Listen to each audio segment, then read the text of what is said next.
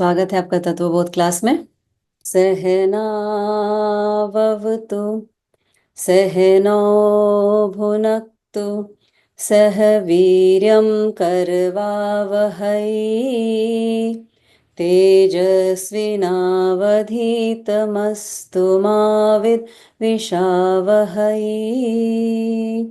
ओम शांति शांति शांति। गुरुर्ब्रह्मा गुरुर्विष्णु गुरुर्देवो महेश्वरः गुरुर्साक्षात् परब्रह्म तस्मै श्री गुरुवे नमः। वासुदेवेन्द्र योगेन्द्रं नत्वा ज्ञानप्रदं गुरुं मुमुक्षूणां हितार्थाय तत्त्वबोधोऽभिधीयते। हमने पिछले सेशन में जो पढ़ा था उसका कौन एक रिकैप देगा?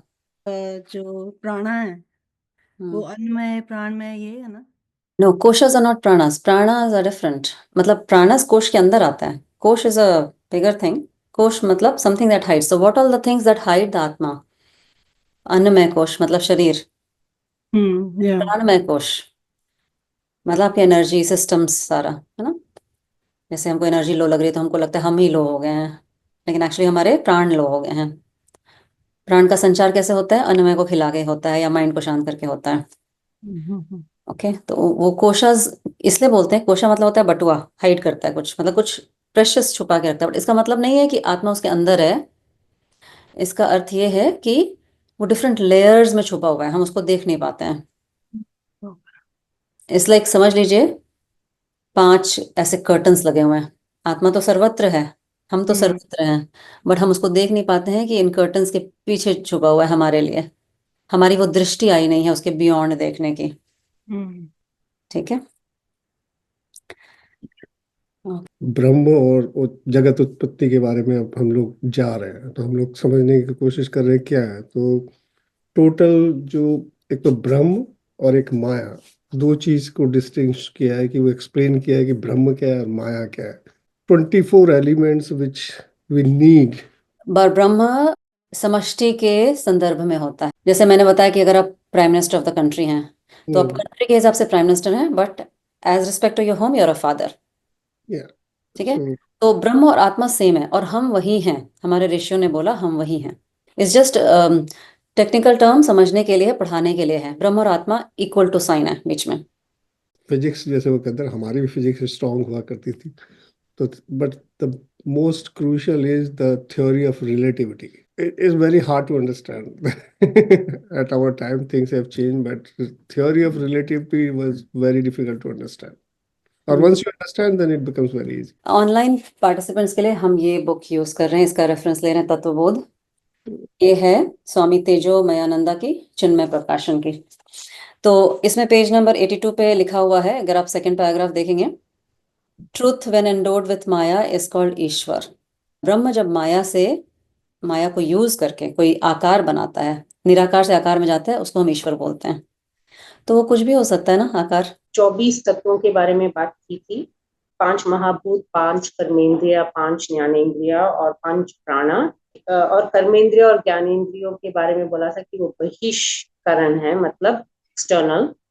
और मन, बुद्धि, चित्त और अहंकार अंतःकरण के अंग हैं। ये 24 इन तत्वों से अपनी जगत बनी है।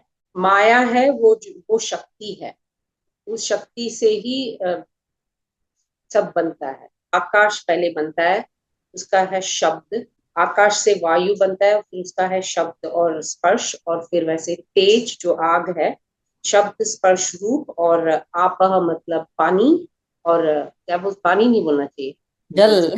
जल, शब्द स्पर्श रूप और रस, और फिर पृथ्वी, शब्द स्पर्श रूप और रस और गंध।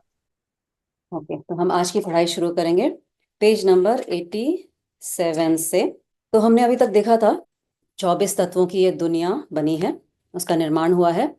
और ब्रह्म क्या है, माया क्या है। माया it's a creative capacity, but वो माया त्रिगुणात्मिका होती है। सत, रजस और तमस वो माया में होता है। मतलब जो भी आप देख रहे हैं, सुन रहे हैं, सूंघ रहे हैं, सब चीज में त्रिगुणात्मिका होती है। मतलब उसमें 3 गुण होते हैं। तो आकाश में भी 3 गुण होते हैं, वायु में भी 3 गुण होते हैं, सब में 3 गुण होते हैं।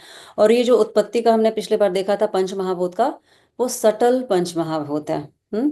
जो पंचीकृत के थ्रू नहीं गया है, यानी कि जो आप वायु को फील कर रहे हैं वो नहीं है, उसका जो नेसेंट फॉर्म होता है, इनिशियल स्टेज होता है, वो है वो।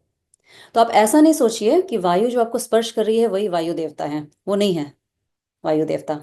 वो फिजिकल मैनिफेस्टेशन ऑफ वायु देवता है। अग्नि देवता वो नहीं है जो आप अग्नि को देख रहे हैं। तो देवता अलग है, देवता उसके हेड ऑफ द डिपार्टमेंट समझ लीजिए, वो कहीं और है। वो हमको बाद में समझ में आएगा, ठीक है।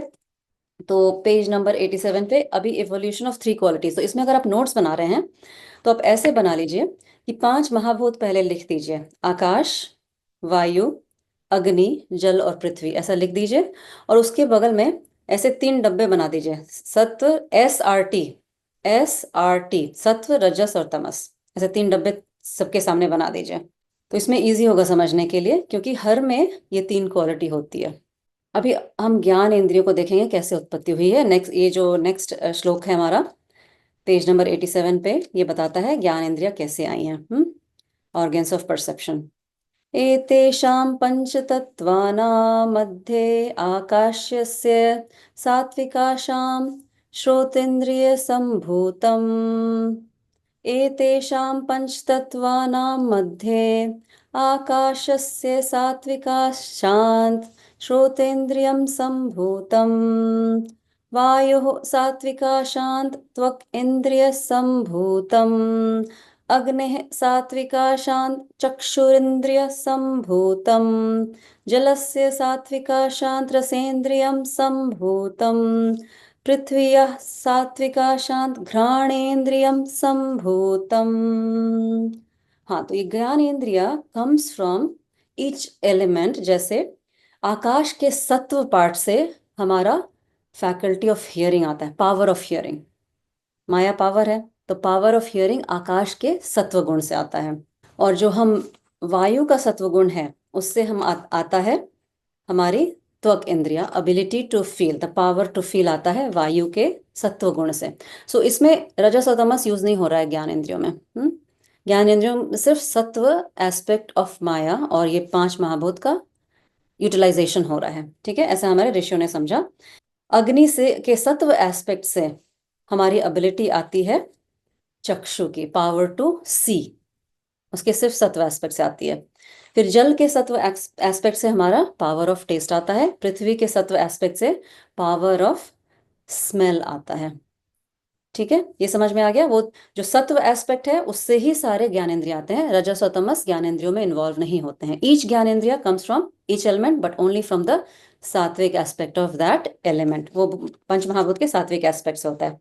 सो ज्ञान जो है या नोइंग जो है, नोइंग प्रिंसिपल जैसे हमने बोला था, वो सत्व एस्पेक्ट है। आपको ज्ञान की लालसा तभी होती है जब आपका मन शांत रहता है। और जो ज्ञान आ रहा है वो एकदम प्योर है आपके पास। अब आपका माइंड उससे क्या कुक करता है वो डिफरेंट स्टोरी है। ज्ञान तो प्योर ही होता है, आपको इन्फॉर्मेशन है बस। आपको दिखाएगा आपके माइंड उसको कैसे प्रोसेस करता है, वो बाद में आपका उसका क्रिया और रिएक्शन होगा उससे। ये समझ में आ गया। नोइंग इज द सात्विक एस्पेक्ट ऑफ माया। सो ज्ञान माया का सात्विक एस्पेक्ट है। नेक्स्ट पेज पे आ जाते हैं, पेज नंबर 89 पे, इवोल्यूशन ऑफ इनर इक्विपमेंट। ये ज्ञानेंद्र हो गया। अभी हम अंतःकरण के बारे में देखेंगे। इनर इक्विपमेंट अंतःकरण में क्या क्या आते हैं। एतेषां पंचतत्वानां समष्टि सात्विकाशान् मनोबुद्धि अहंकार चित्तान्तःकरणानि संभूतानि। बहुत ही लंबा सेंटेंस है। एषेतां पंचतत्वानां समष्टि सात्विकांशांत मनोबुद्धि अहंकार चित्तांत करणानि संभूतानि। संभूतानि उत्पत्ति होती है वो पंच तत्व के जो सारे सात्विक एस्पेक्ट हैं। जो आपने डब्बे बनाए ना, वो सबके सात्विक एस्पेक्ट मिलके 5 पंच महाभूत के क्या बनता है, हमारा अंतःकरण बनता है। अब अंतःकरण क्या है? अंतःकरण इज अ फैकल्टी जो सारे सेंसेस को कोऑर्डिनेट करता है या कंबाइन करके इंफॉर्मेशन देता है आपको। जैसे आपकी आंखों ने एक कुछ रेड फ्लावर देखा, ठीक है, आंखें सिर्फ वो उसका रूप देख सकती हैं, isn't it? बट आपके नाक उसको सूंघ सकते हैं, हाँ? तो there should be a faculty that combines all the senses and produce a result for you, कि यहाँ रेड रोज फ्लावर है, वो कौन करता है? वो अंतःकरण करता है। क्योंकि आपके कान सिर्फ सुन सकते हैं, वो देख नहीं सकते, आपकी आंख सिर्फ देख सकते हैं, वो सूंघ नहीं सकते, है ना? तो सारे फैकल्टी का कोऑर्डिनेटर है अंतःकरण। और क्योंकि वो सारे फैकल्टी का कोऑर्डिनेटर है, उसका जो इंग्रेडिएंट है वो क्या होना चाहिए? वो पंच महाभूत का सारा सात्विक एस्पेक्ट होना चाहिए, सारे पंच महाभूत का टुगेदर। एक एक इंद्रिय एक एक पंच महाभूत से बनी है, बट वो तो कोऑर्डिनेटर है, उसको सब सारे सत्व एस्पेक्ट को मिला के बना है। समझ में आ रहा है प्रदीप जी? समझ में आ रहा है? कंफ्यूज? समझ में ग्रॉस लेवल पे तो आ रहा है, लेकिन अभी वो कहते हैं ना, मनन करने की जरूरत है, तभी क्लियरिटी बढ़ेगी। ये हमने ऋषियों का मनन किया हुआ है, अब हमको मनन करना है उस पे कि उन्होंने ये कैसे सोचा ये सब, है ना? No, that's what I'm saying. It's not easy to really realize out what I'm doing. Gross level पे तो समझ में आ रहा है। वही बोल रही हूँ, थियोरेटिकली हमको समझना है, प्रैक्टिकली हमको पता नहीं उन्होंने कैसे किया था। It's mind blowing, it's literally mind blowing उनका एनालिसिस सुन के कि उन्होंने कैसे ये सब सोचा, है ना? एक्सप्लेन करना मतलब every aspect when you start realizing it makes 200% sense obviously, but for us it's not easy. या तो अंतःकरण जो होता है वो सारे पंच महाभूत के सात्विक एस्पेक्ट से आता है। It's a faculty which coordinates all the senses, है ना? तो आप ऐसा भी कर सकते हैं, वो सारे सात्विक एस्पेक्ट के डब्बे को ऐसे सर्कल कर सकते हैं और उसको कर सकते हैं अंतःकरण। ये हमारे वो फ्लो चार्ट के लिए बहुत अच्छा है, ठीक है? तो जैसे लाल फूल देखा, उसको फिर आपने स्पर्श किया, उसके रूप को देखा, उसके सुगंध को लिया, तो पता चला ये फूल कौन क्या है ना? उस हिसाब से समझ में आता है हमको। जैसे आप भोजन भी पकाते हैं, तो आप सिर्फ देखते नहीं है कि मेरा भोजन अच्छे से पक रहा है, आप उसको टेस्ट भी करते हैं, कई बार टच करके देखते हैं कि पका है कि नहीं। लेकिन वो सारे फैकल्टी को कौन कोऑर्डिनेट करता है? वो हमारा अंतःकरण करता है, ठीक है? इसीलिए वो भी ज्ञान को कोऑर्डिनेट करके आपको रिजल्ट बताता है कि ये भोजन अच्छे से पका है कि नहीं पका है। नेक्स्ट लाइन में है संकल्प विकल्प आत्मकम मनः। संकल्प विकल्प जो करता है वो मन है। अब संकल्प विकल्प क्या करता है? संकल्प मतलब होता है एक पॉजिटिव थॉट लेना, विकल्प मतलब होता है उसको नकार देना, नेगेटिव थॉट लेना। जैसे टू गो और not to go. To go संकल्प है, नॉट टू गो विकल्प है। मैं उससे बोलूं या नहीं बोलूं, ये भी संकल्प विकल्प है। तो mind when it's in a state of a pendulum, वो इधर से उधर जाता है, जो कि हमारा हमेशा होता रहता है टू डू और नॉट टू डू, है ना? टू ईट और नॉट टू ईट। तो वो उसको बोलते हैं संकल्प विकल्प। तो उस फैकल्टी को बोलते हैं, अंतःकरण के उस फैकल्टी को बोलते हैं मनस। तो मनः जो है, या मनः बोलते हैं, तो ये कोई एनाटॉमिकल फंक्शन नहीं, एनाटॉमिकल पार्ट नहीं है। जैसे आप ब्रेन का डाइसेक्शन करेंगे तो आपको मनस कहीं दिखेगा नहीं, मन कहीं दिखेगा नहीं। It's a functional aspect of the अंतःकरण, ओके? और ऐसा नहीं कि एक पॉइंट में मन है, दूसरे में बुद्धि है, ऐसा नहीं है। तो मन जब डोलता है कि क्या करूं क्या नहीं करूं, flowing from one side to other, जैसे मैंने पेंडुलम का बोला, तो उसको बोलते हैं मना। जैसे कई बार होता है ना, डोर लॉक किया कि नहीं किया, गैस बंद किया कि नहीं किया, डाउटफुल माइंड, है ना? जब मन में डाउट आता है, संकल्प विकल्प आता है, वो मन का फैकल्टी है। बुद्धि क्या होती है? अभी नेक्स्ट है निश्चयात्मिका बुद्धि ही। निश्चयात्मिका बुद्धि ही। बुद्धि वही विचार जो दृढ़ हो गया, हाँ मैंने गैस बंद कर दिया है ना? उसको बोलते हैं बुद्धि। जब निश्चय हो गया, व्हेन द सॉलिड स्टेट आ जाता है, फ्लूइड स्टेट नहीं रहता माइंड का, उसको बोलते हैं बुद्धि। वो फैकल्टी ऑफ अंतःकरण इज कॉल्ड बुद्धि। निश्चय दृढ़ हो गया। अब निर्णय उचित है या अनुचित है, वो आपके ऊपर निर्भर करता है। जैसे मैंने हर बार एग्जाम्पल दिया है दुर्योधन का, उसको तो निश्चय ही था कि पांडवों का विनाश करना है, लेकिन वो उचित है अनुचित है वो नहीं, लेकिन वो बहुत दृढ़ था अपने इसमें। उसकी बुद्धि एकदम स्थित थी उसमें कि यही करना है मुझे। तो उसी तरह एक किसी टेररिस्ट का भी हो सकता है, उसकी बुद्धि एकदम निश्चय कर ली है ना, कि ये मुझे करना है, बट वो उचित है अनुचित है, वो हम धर्म के हिसाब से पता चलता है। नेक्स्ट लाइन देखते हैं। अहम कर्ता अहंकार चिंतन कृत्रम चित्तम। चिंतन कर्त्र चिंतम चित्तम। फिर से पढ़ेंगे, चिंतन कर्त्र चित्तम एक कर्त्र ऐसे प्रोनाउंस करना है, चिंतन कर्त्र चित्तम। ठीक है, तो इसमें हम दो शब्द आए हैं, अहंकार और चित्त। तो पहले हम चित्त को देखेंगे। तो मन जब डोलता है और इधर बुद्धि जब निश्चय लेती है, उसके बीच में बहुत सारा प्रोसेस होता है बीच में, from your fluid state of mind to a decisive state of mind. क्या होता है बीच में? you analyze it. When you analyze the situation, how do you analyze the situation?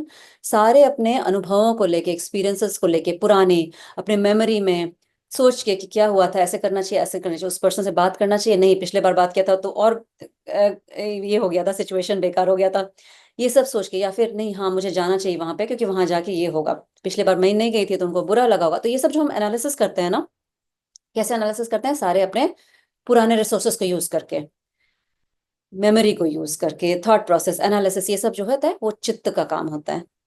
चित्त मैंने बहुत बार बोला है, इस like a cloud based memory, जो आपके पुराने सारे अनुभव और आपकी स्मृति रहती है, उसको जब आप यूटिलाइज करते हो वो चित्त रहता है। इसलिए बोलते हैं ना, चित्त पे कोई बात लेके रहना नहीं चाहिए बहुत दिन तक, जो नेगेटिव बात है फिर वो आपको अंदर अंदर से खा जाती है।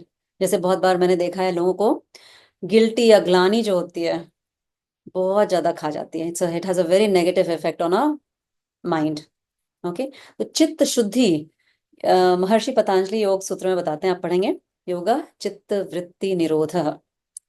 चित्त से जो वृत्ति चलती रहती है ना, पास्ट में जो हम ड्वेल करते रहते हैं कॉन्स्टेंटली, ऐसा हुआ था वैसा हुआ था, या फ्यूचर का टेंशन लेते रहते हैं, तो वो चित्त से ही आता है सारा, क्योंकि हम इमेजिन भी करते हैं फ्यूचर का हमारे चित्त से ही। We cannot fear an unknown, we only fear what is partially known और नोन। समझ में आया ये sentence? We can only fear something which is partially known or something we know.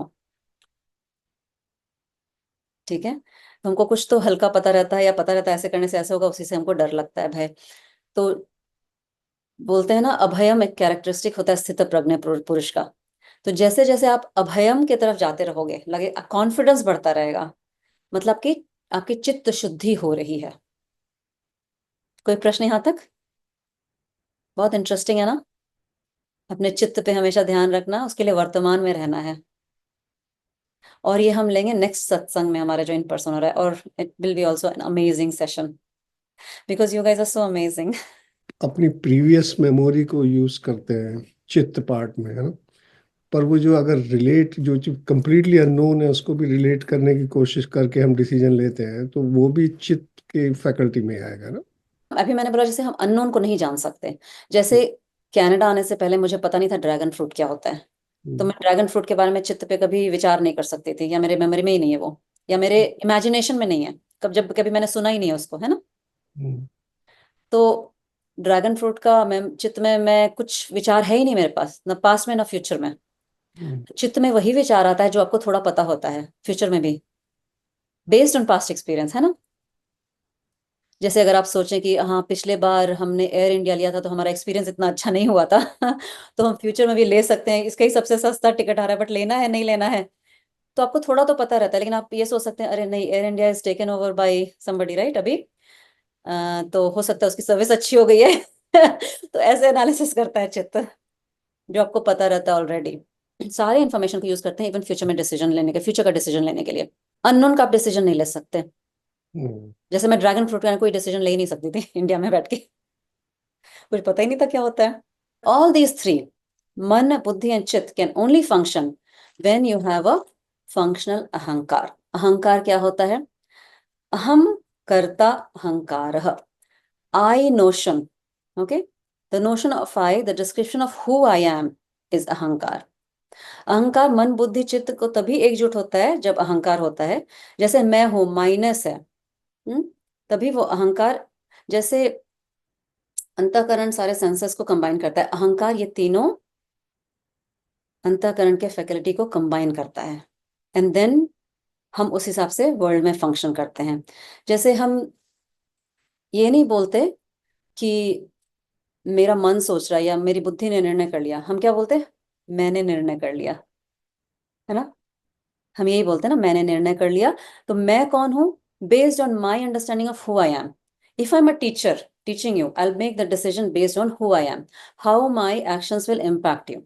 If I'm a mother, In that role, I may make a different decision on talking to my children. तो even though मेरी बुद्धि ये सब काम कर रही है, लेकिन जो अहम वृत्ति है कि मैं कौन हूं, am I a citizen of a country, या am a mother, am a teacher, उस हिसाब से मैं वर्ल्ड में फंक्शन करती हूँ। अगर कोई भूल ही जाए कि वो डॉक्टर है, हाँ, तो उसका वो डॉक्टर का जो धर्म निभाना है वो कर ही नहीं पाएगा, even though he has skills. तो अहंकार वो वृत्ति होती, अहम करता, मैं परफॉर्म कर रहा हूँ वर्ल्ड में through this body mind. Okay, वो अहंकार होता है, अहम वृत्ति। तो अहंकार एक पर्टिकुलर लेवल तक इंपॉर्टेंट होता है वर्ल्ड में फंक्शन करने के लिए, बट वही अहंकार जब बढ़ जाता है, आपकी बुद्धि पे पर्दा डाल देता है। जैसे लोग बोलते हैं ना, you don't know who I M. सुना है डायलॉग? मेरे पास ये है, मेरे पास वो है, मेरे पास गाड़ी है, मेरे पास बंगला है। आप क्या बोलेंगे? मेरे पास वेदांत है। ओके, तो अहंकार वो वृत्ति होती है जो आपको फंक्शन करने में हेल्प करता है। लेकिन अहंकार की जब वृद्धि हो जाती है unnecessary, more than what is needed, it's like gravity. Gravity is a friend and foe, दोनों है ना। अहंकार can be friend and foe both. तो धीरे धीरे कॉन्सेप्ट क्लियर हो जाएगा। जैसे अहंकार को हम पहले नेगेटिव सोचते हैं कि अहंकार समथिंग नेगेटिव है, बट ऐसा नहीं है। अहंकार is necessary for you to function in this world. Sense of oneness provide करता है अहंकार, oneness with the body, oneness with the mind, oneness with the intellect, and then you function in life. अहंकार सबको साथ में पकड़ के रहता है, सारे मन बुद्धि, everything, body also.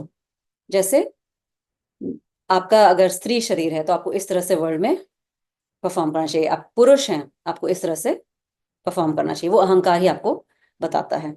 Based on the circumstances, you make decision whether I should go, whether not go, should I talk to this person, not talk to the person.